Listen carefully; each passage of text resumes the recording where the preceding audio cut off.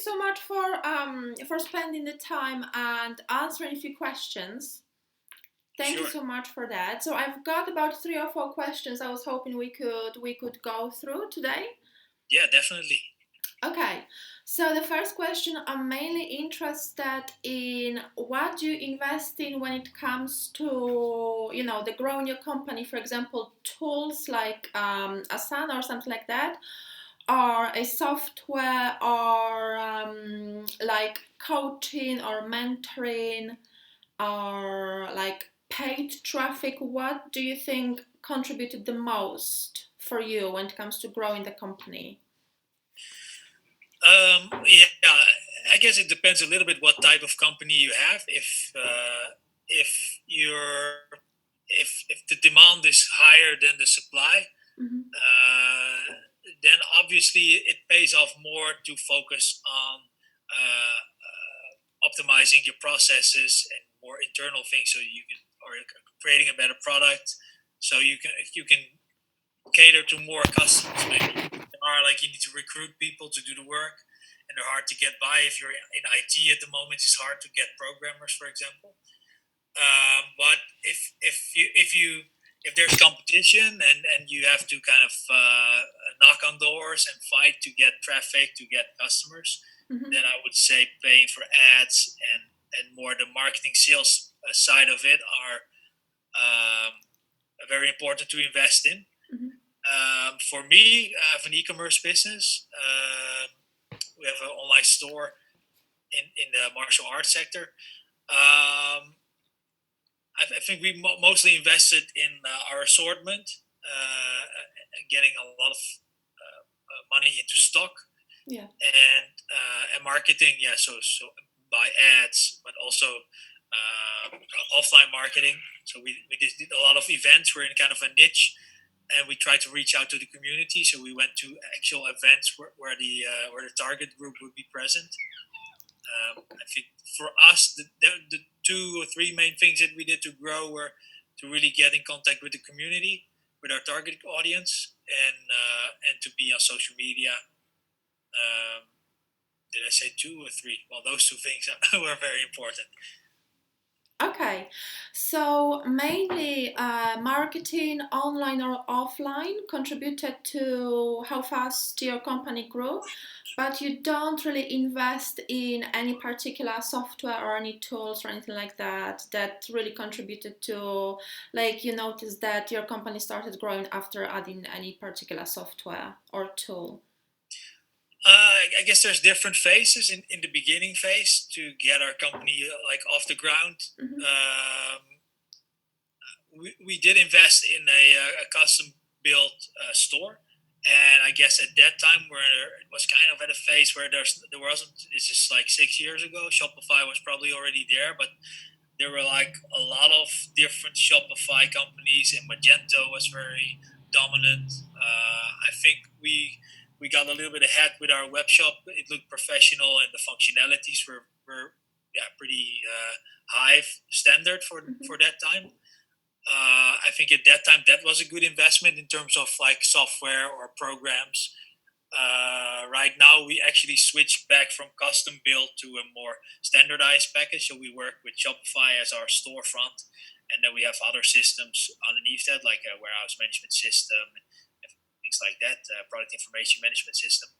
Um, yeah, like I said, if you're in that phase where you're just starting out and you're really on the in the type of business where marketing sales is important, and you really need to knock on doors and get people, and there's not so much traffic that you can just wait for them to come to you, then I would say just focus on that first.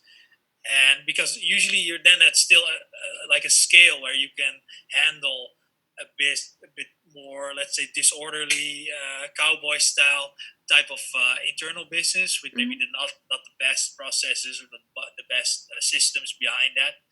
And I guess it also has to fit you as an entrepreneur, your personality. Some people are a bit more they get organized in order to sustain, I guess.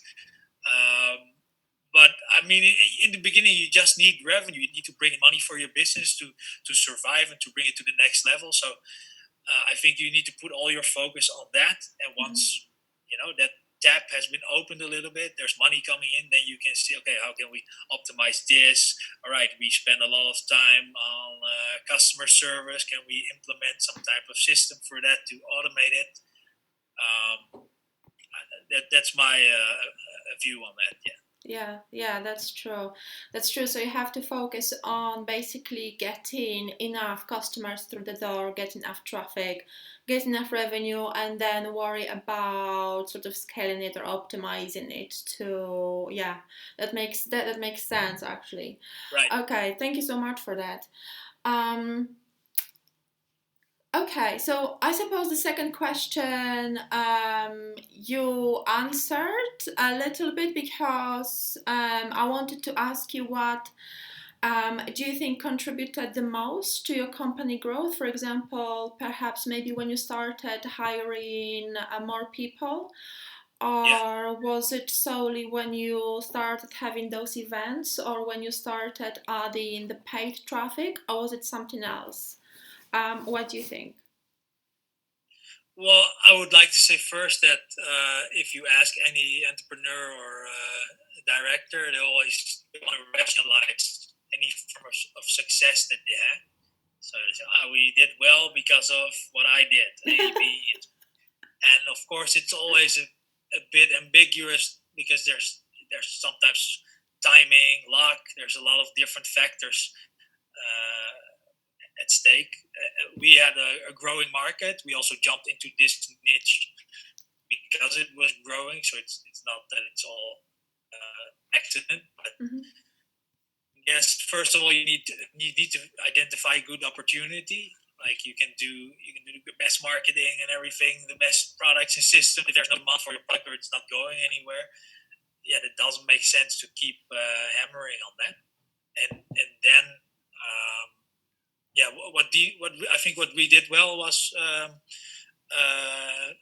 really create something valuable for our audience and understand the audience, try to speak the language of our audience, and always keep building on a type of an offer that has some kind of strategic value to it also.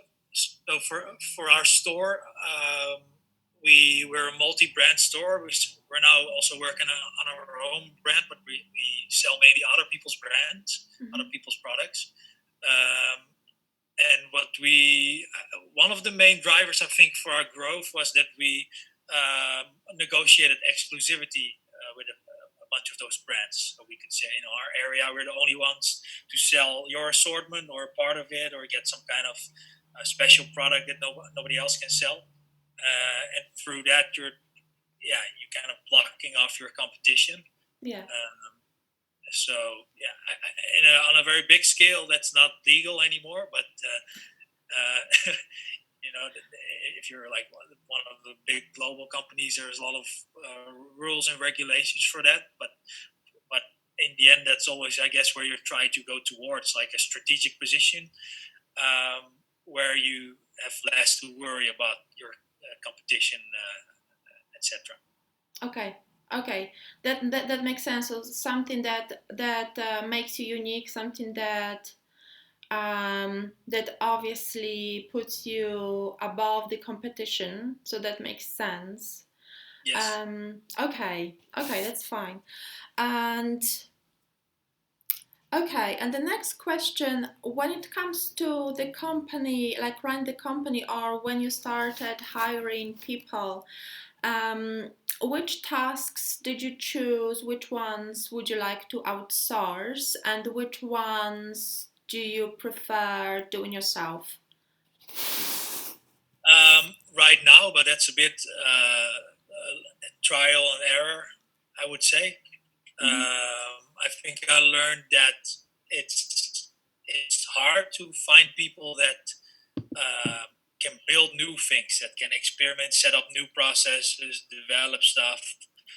So I think as an entrepreneur, a lot of times what you want to focus on, or at least what I want to focus on, is to roll out to new markets, new projects, new activities within the companies, and then learn how to do that, and then standardize it, and at some point where it's feasible to hire somebody to actually do it, Mm-hmm. and who can just keep doing it. That can be on different levels. It can be packing packages, but also your online marketing activities. But I think it's hard for a lot of employees to get that type of responsibility and freedom Mm-hmm. to say, hey, this is a totally new area. I don't know how to do it. You figure it out. We want to go somewhere there. Mm-hmm. So I would say that's probably also one of the things that many entrepreneurs are relatively good at, and that are more difficult for employees. But that's very generalized, of course. But I would say that's something I like to focus on also, and something I like to do, and that works best for me. And if you look at what specific jobs do you outsource, um, well, I guess if you grow from 0 to 2 to 3, 4, 5, 6, or 10 people, um, you'd start with the most basic tasks, I guess, Mm-hmm. repetitive things that are easy to outsource. First, the logistical tasks, but of course you have to set up good processes for that too, customer service, and etc. And then you can gradually build that up to more complicated activities as well. Okay, okay, perfect. And the question, where do you find people to hire? Where do you hire? For example, do you go to specific agencies or do you just advertise on job boards online or Facebook groups or anywhere else? Yeah. Well, we had a lot of people coming in, through network, people we knew. Mm-hmm. Other applications we do on job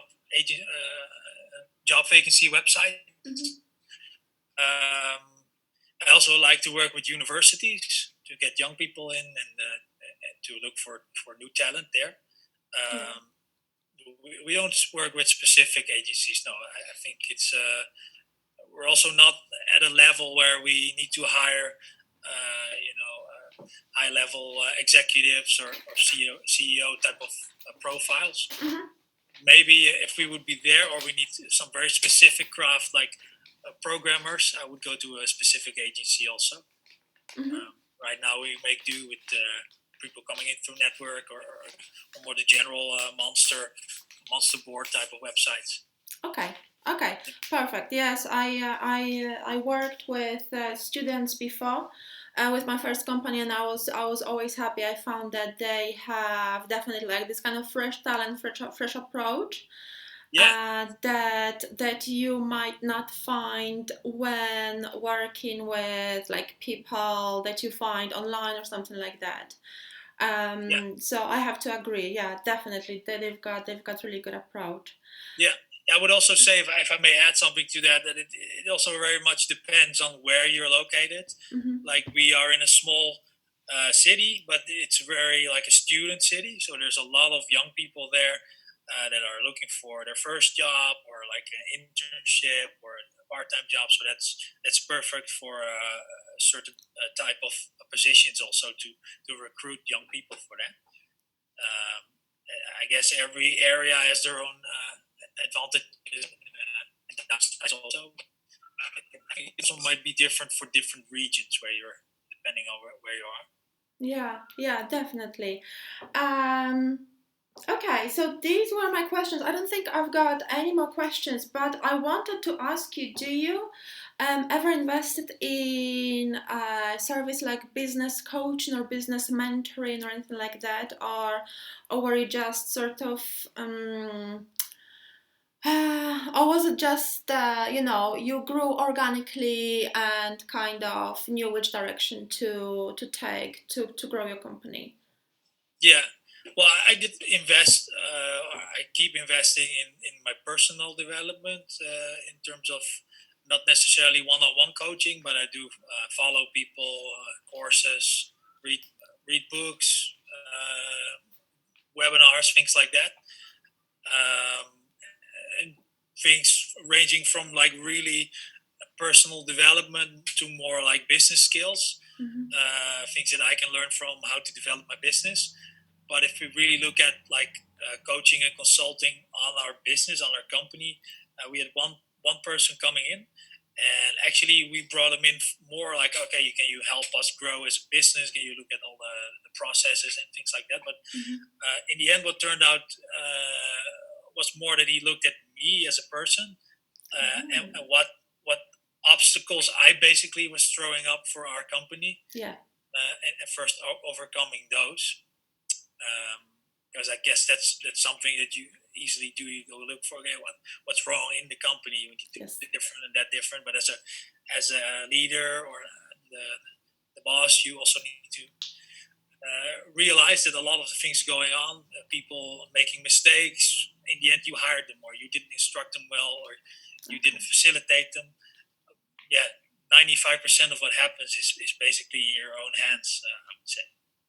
I absolutely agree. Yeah, I had a first session with a business coach last Friday, and basically he focused. I mean, he sort of reviewed my business plan, but then 60% of the time was focused on the personal approach and basically like different stuff. But yeah, that's what that's what they do. They kind of not only review the business strategy, but also like help you, like shape you as a person, don't they? Yeah, definitely. Yeah. What was the main outcome for you? What are you gonna work on in the coming months?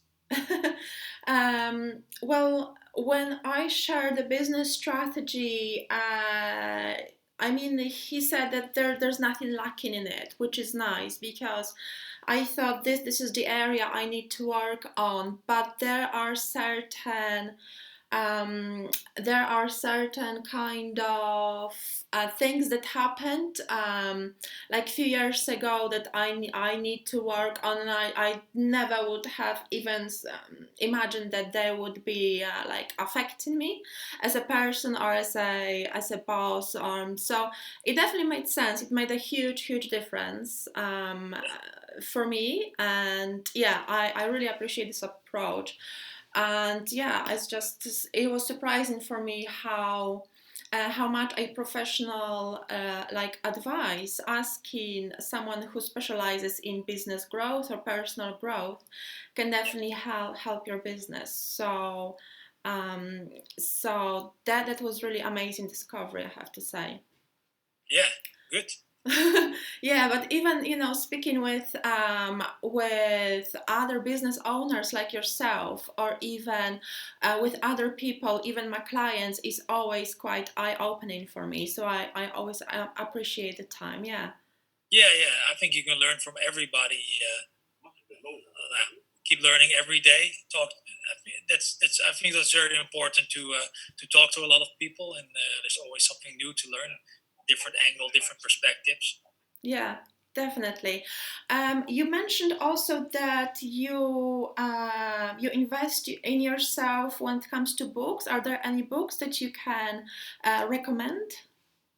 Um, I'm I'm not following that much at the moment, but I used to follow Grant Cardone a lot. Mm-hmm. Yeah, he's strong in sales, in well, he does real estate and those kinds of things. But I think what I mainly learned from him is keep focusing also on thinking big, put up big goals. Don't try to limit yourself with this is not possible. This is not possible. Just find a way to do it in that scale. Um, so in terms of books, 10x Rule is a good book. Sell or Be Sold.